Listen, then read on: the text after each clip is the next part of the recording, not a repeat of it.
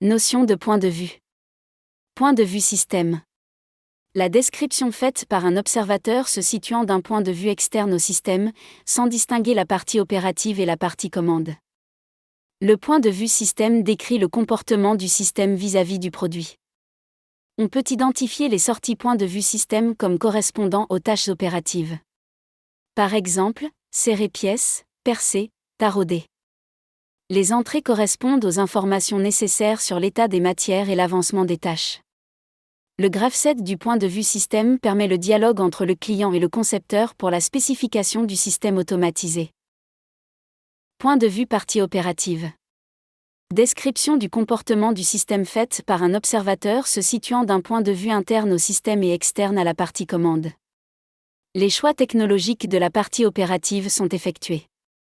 Le point de vue partie opérative décrit les actions produites par les actionneurs à partir des informations acquises par les capteurs.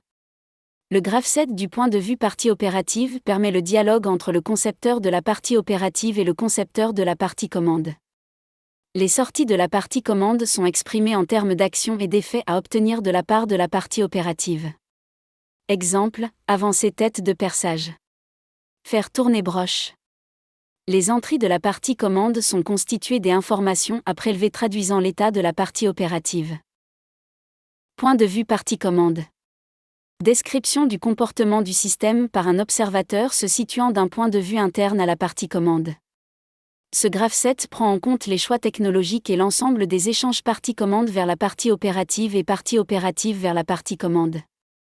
La notation retenue à ce niveau est la notation symbolique utilisant les repères du dossier technique. Les sorties de la partie commande sont principalement les ordres envoyés au préactionneur. Exemple, A+ pour provoquer la sortie de la tige du vérin A, et A pour la rentrée. Les entrées sont les signaux provenant des capteurs.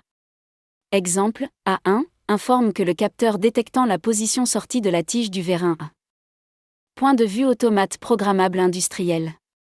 Description du comportement du système par un observateur se situant d'un point de vue interne au automate programmable industriel. On trouve uniquement des adresses entrées-sorties et variables internes de l'automate programmable industriel. Structure de base. Action continue.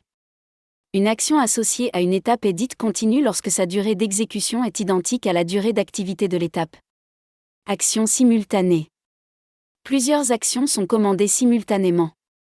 Action conditionnée. Une action conditionnelle est une action dont l'exécution est soumise à une condition logique, action retardée type D.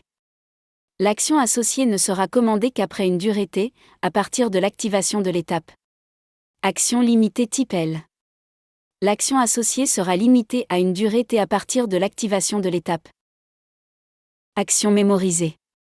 Action reste maintenue lorsque l'étape qui la commande vient à être désactivée, il faut utiliser une action mémorisée, ce qui est alors spécifié par les lettres symboles de début S, set et de fin d'action mémorisée R, reset.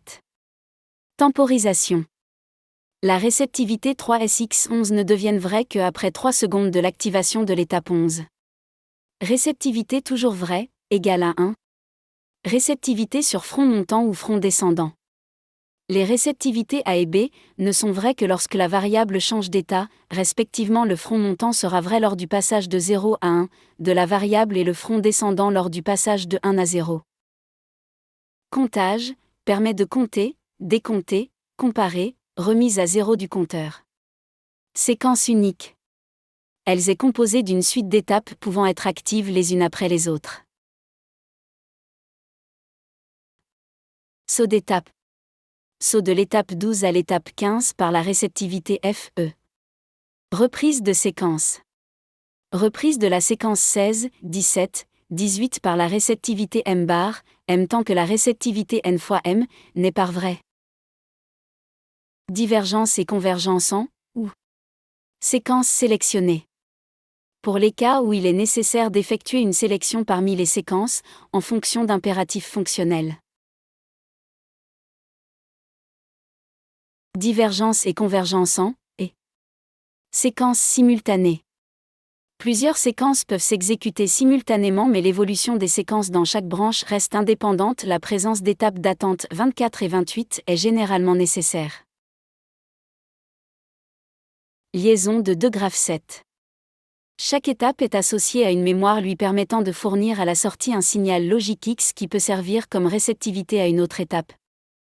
L'étape D n'est activée que lorsque l'étape 9 du graphe 1 est active et l'étape 13 du graphe 2 est aussi active. Synchronisation de deux graphes 7. Principe. Synchroniser deux graphes 7 revient à rendre l'évolution de l'un dépend de l'évolution de l'autre. Une machine et son poste de chargement automatique, par exemple, doivent avoir un fonctionnement synchronisé. En effet, la machine ne peut fonctionner qu'après le chargement d'une pièce. Le poste de chargement ne peut fonctionner qu'après avoir dégagé la pièce, c'est-à-dire que la machine aura effectué un cycle complet. Méthode. L'interdépendance est obtenue par les réceptivités, utilisation des mêmes variables d'entrée dans chacun des deux graphes. Chacune des étapes, 10 et 21, ne peuvent être activées qu'en même temps.